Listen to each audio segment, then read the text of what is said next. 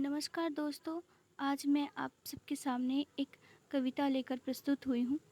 यह कविता मेधा पाठ्य पुस्तक माला से उद्धृत है और इस कविता का नाम है पुनः नया निर्माण करो एवं इसके रचनाकार हैं द्वारिका प्रसाद महेश्वरी जी। आइए हम इस कविता का पाठबोध पढ़ते हैं।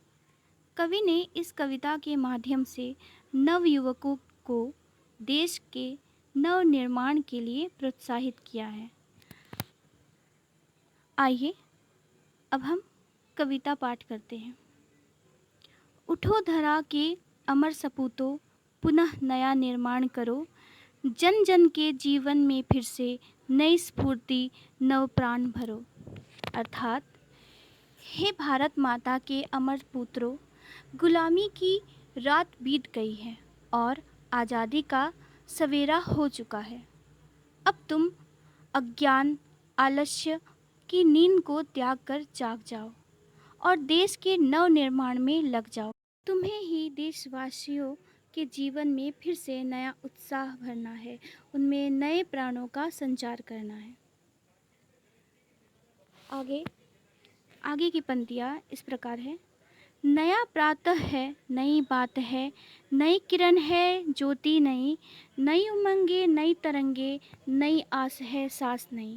अर्थात आज़ादी की नई सुबह में नई बात है, नई चर्चाएं हो रही है, नए विचारों की किरणें फैल रही है। सभी अपने जीवन में नए प्रकाश का अनुभव कर रहे हैं। लोगों के मन में नए उमंगे हैं और हौसलों की नई लहर है। आगे की पंक्तियाँ इस प्रकार है।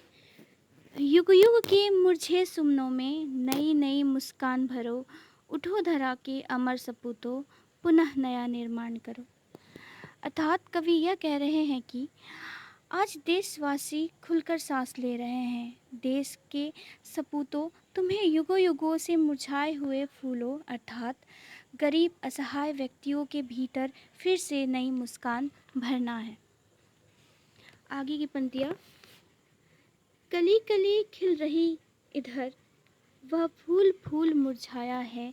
धरती माँ की आज हो रही नई सुनहरी काया है।